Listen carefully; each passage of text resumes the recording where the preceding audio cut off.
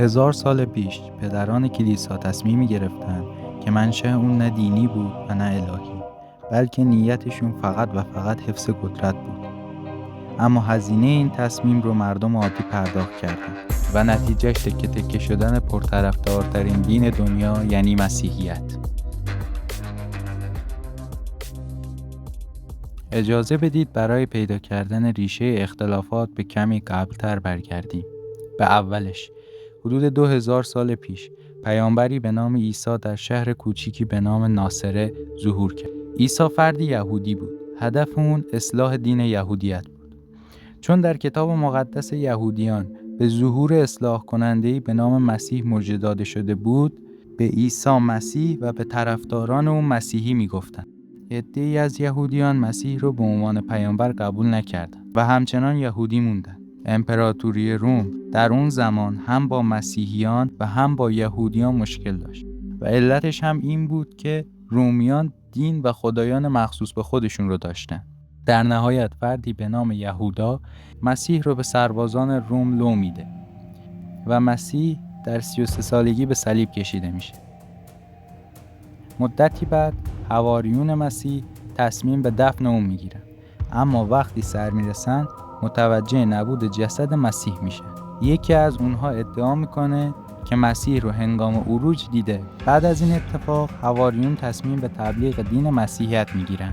یکی از مشهورترین حواریون سنت پیتر، ملقب به پتروس مقدس هست که مسیحیت رو وارد شهر روم میکنه و در همون شهر واژگون به صلیب کشیده میشه.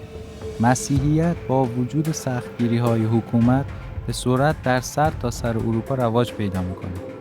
تا 313 سال بعد از تولد مسیح، امپراتور کنستانتین که خودش هم مسیحی بود، طی فرمان میلان مسیحیت رو دین رسمی اعلام میکنه.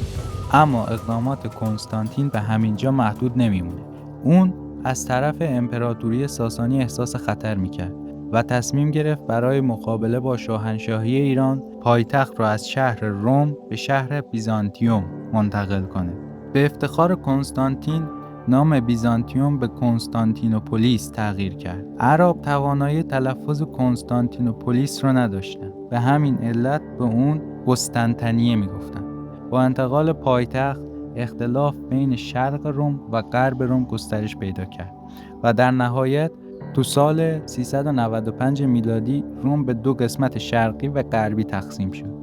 از همون روزهای اول جدایی هر دو طرف در تلاش بودند که به اون یکی نفوذ داشته باشه که در این کار روم غربی به واسطه استفاده از قدرت کلیسا برتری داشت. چرا؟ چون مسیحیون مسیح رو خود خدا و پتروس مقدس رو جانشین مسیح و پاپ رو جانشین پتروس میدونستن. در نتیجه حرف پاپ حرف خدا و دستور اون دستور خدا بود. در اصل این پاپ بود که هم به روم شرقی و هم به روم غربی حکومت میکرد. این قدرت پاپ برای بیزانس سنگین تمام میشد. حتی با وجود تجزیه روم غربی، قدرت نفوذ پاپ همچنان باقی بود. نم اختلافات مذهبی و فرهنگی هم به درگیری‌های سیاسی اضافه شد. بنابراین بیزانسی‌ها تصمیم گرفتند تا دست پاپ رو برای همیشه از سرزمین‌هاشون کوتاه کنند. در سال 1054 گروهی از کشیشان به کلیسای ایاسوفیه دعوت شده. هدف اونها زیر سوال بردن پاپ بود. فقط چند تا سوال بیان کرد. کی گفته پاپ جانشین خداست؟ کی گفته پاپ از بقیه کشیش‌ها برتره؟ کی گفته خواسته پاپ خواسته خداست؟ جدایی رسما از اینجا شروع شد. شرق برای خودش نام ارتدوکس به معنای دارای باور درست رو انتخاب کرد و غربی ها هم خودشون رو کاتولیک به معنای همگانی یا جهانی نام گذاشتن. درسته که دست پاپ از شرق کوتاه شده بود، اما همچنان سایه اون روی باقی مناطق اروپا سنگینی میکرد. پادشاه با مشروعیت پاپ پادشاه میشد. اگه پاپ کسی رو تکفیر میکرد، فاتحه طرف خونده بود. به خاطر همین همیشه اشراف و شاهان اروپایی دوست داشتن از زیر سلطه پاپ خارج بشن، اما چاره‌ای نداشتن جز این که پاپ رو تحمل کنن و مطیع اون باشن. تا این که سر و کله مارتین لوتر پیدا شد. لوتر یه راهبه و استاد الهیات آلمانی بود. اون نسبت به رفتار دنیوی و غیر اخلاقی کلیسا پروتست کرد. اون ایمان رو لازمه رستگاری و نجات میدونست، نه کارهای نیکی که پاپ دستورشون رو میداد. و مثل ارتدوکس ها همه کلیساها رو با هم برابر میدید و نسبت به برتری کلیسای واتیکان و پاپ اعتراض داد. همین امر باعث شد که شاهان و شاهزادگان اروپایی پشت لوتر در بیان و اون رو به پاپ تحویل نداد. در اینجا شاخه جدیدی از مسیحیت ظهور کرد که بهشون پروتستان میگفتن. کاتولیکا نمیتونستن از دست رفتن مناطق دیگری از قلمروشون رو تحمل کنن.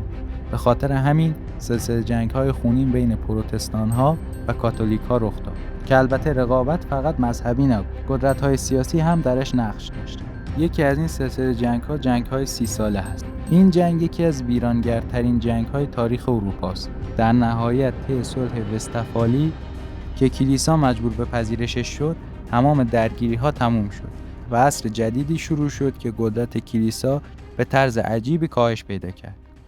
حالا شما نظرتون درباره این جدایی چیه؟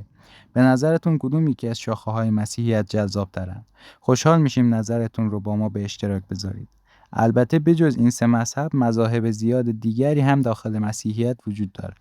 اما این سه مذهب معروف‌ترین اونهاست. کلام آخر، همیشه کنجکاو بمونید.